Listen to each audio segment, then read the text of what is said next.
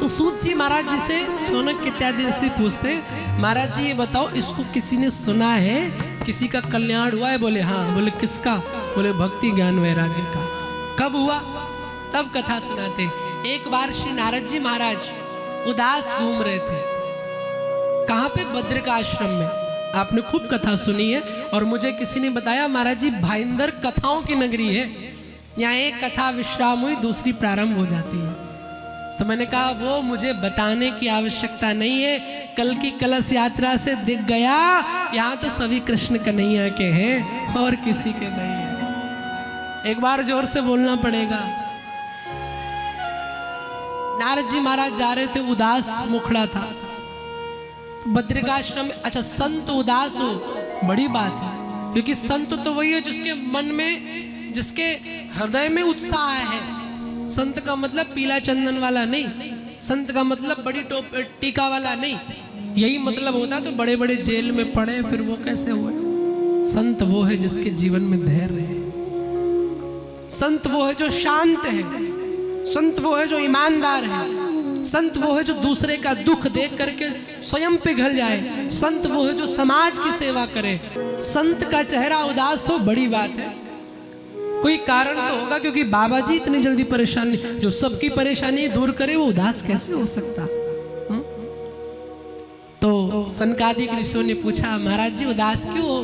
तब श्री नारद जी बताए कि प्रभु एक बार मैंने इंद्रलोक में भारत भूमि की बड़ी प्रशंसा सुनी कि भारत इतना सुंदर है, भारत ऐसा है, पृथ्वी ऐसी है, मृत्युलोक ऐसा है।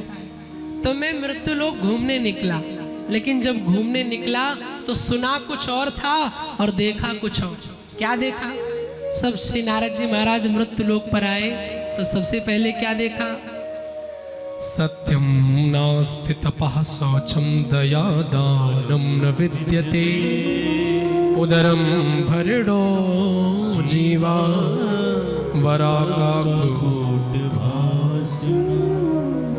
नारद जी ने देखा कि जिस मृत्युलोक की इतनी चर्चा सुनी थी कि वहां हरिश्चंद्र जैसा सत्यवादी रहता है, यहाँ के देखा तो सत्य गायब है, कोई सच बोलना नहीं चाह रहा है। फोन पकड़े है मीरा रोड पे, बोल रहा है मैं विरार में हूं।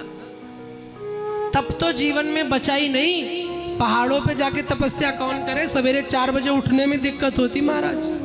आजकल बड़े कम लोग हैं जो ब्रह्म मुहूर्त में उठ जाए, नहीं तो उनका ब्रह्म मुहूर्त भी तब होता है जब सूर्य देवता सामने से हेलो टाटा करे आके, अब तो उठ जा मैं आ गया, तब जाके इंसान उठता है। और उठते उठते पहले के लोग सुबह उठते थे तो माता पिता गुरु को प्रणाम करते थे, पृथ्वी को प्रणाम करते थे। और अब के सवेरे उठे कि उनको बेड पे चाहिए बेड टी, न ब्रश किया न पूरे दिन की गंदगी रात भर की, और उसके बाद लग गया कान में गाना। अब तो सुनेंगे डिस्को थोड़ा सा। पहले के लोग भजन करते थे, उठते उठते राम राम करते थे। अभी तो वो बाबू को क्या पसंद है? बेस पसंद है, वही सुना जाता है। नहीं नहीं, आपकी सुबह, यदि आप अपना जीवन अच्छा बनाना चाहते हैं तो आपकी दैनिक दिनचर्या, सुबह की शुरुआत आपकी अच्छी होनी चाहिए। आप सच बताओ, जिस दिन आप सवेरे उठ करके पूजन करते हो, दिल पे हाथ रख के सोचना, पूरा दिन आपका सुकून से जाता है। और जब सवेरे उठे न मंदिर से मतलब न पूजा से मतलब, तो फिर किसी न किसी से झगड़ा होगा, कहीं टेंशन में आएंगे, सब आएगा। लेकिन जब सुबह सुबह भगवान को पकड़ लिया, अब जब तेरा चरण पकड़ लिया तो टेंशन भी गोविंद हमारी नहीं है, वो भी तुम्हारी है, ले जा इसे। हमें चिंता नहीं उनकी, उन्हें चिंता हमारी है। हमारी नाव के रक्षक सुदर्शन चक्रधारी है। जब महाभारत का युद्ध प्रारंभ होने जा रहा था तो अर्जुन और दुर्योधन दोनों गए भगवान के पास। तो भगवान से कहा कि मैं आया हूं आपसे मदद मांगने। तो भगवान ने कहा ठीक है, एक तरफ मैं अकेला रहूंगा, वो भी अस्त्र नहीं उठाऊंगा, और दूसरी तरफ मेरी सेना रहेगी। तो दुर्योधन ने कहा इन अकेले महाशय को क्या लेके करेंगे? तो सबसे पहले सेना मांग ली, मुझे तो सेना चाहिए। भगवान ने कहा ठीक है। अब अर्जुन से भगवान बोले अर्जुन तुम कहां पीछे रह गए? सेना तो दुर्योधन ले गया, अब तुम्हें क्या चाहिए? अर्जुन ने कहा कुछ नहीं, सेना लेने आए हो? नहीं। अच्छा मुझे लेने आए हो? अर्जुन ने कहा नहीं। भगवान बोले ना मुझे लेने आए हो ना सेना लेने आए हो, बोले मुझसे कुछ लेने आए हो? अर्जुन ने कहा नहीं। तो भगवान ने कहा करने क्या आए हो? तो अर्जुन ने कहा सरकार, ना मैं आपको लेने आया हूँ ना मैं आपसे लेने आया हूँ, मैं तो अपने आप को आपको देने आया हूँ कि आप मेरी बाह पकड़ लो। जब आप एक बार पकड़ लोगे तो ये दुनिया कुछ नहीं कर सकती। पकड़ लो बाह बनवारी, नहीं तो छूट जाएंगे।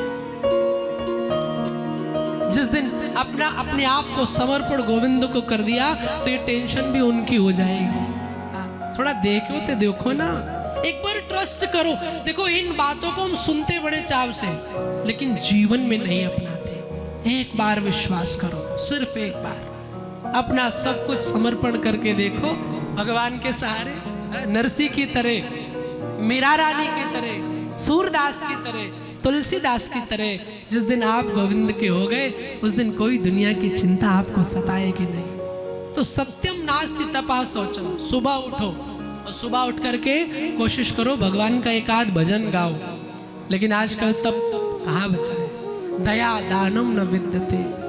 दया लाओ जीवन में, जीवों पर दया करो, रक्षा करो। श्री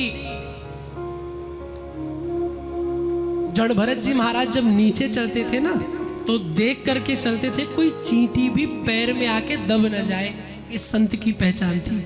और आज मैं देखता हूँ मांसाहार के चक्कर में कई लोग जीव हत्या करते हैं। कितनी शर्म की बात है। आप मानव तब है जबकि आपके अंदर मानवता है। और सच्ची मानवता किसे कहते हैं? किसी के काम जो आए उसे इंसान कहते हैं, पराया दर्द अपनाए उसे इंसान कहते हैं। लेकिन आज स्वाद के चक्कर में इंसान दानव बन गया है। दया करो, जीवों पर दया करो, अपने से छोटों पर दया करो, जो गरीब जन है उन पर दया करो, असहाय है उन पर दया करो। इससे बड़ी भक्ति कुछ हो नहीं सकती, इससे बड़ा भजन कोई नहीं हो सकता। ये चीजें जीवन में अपना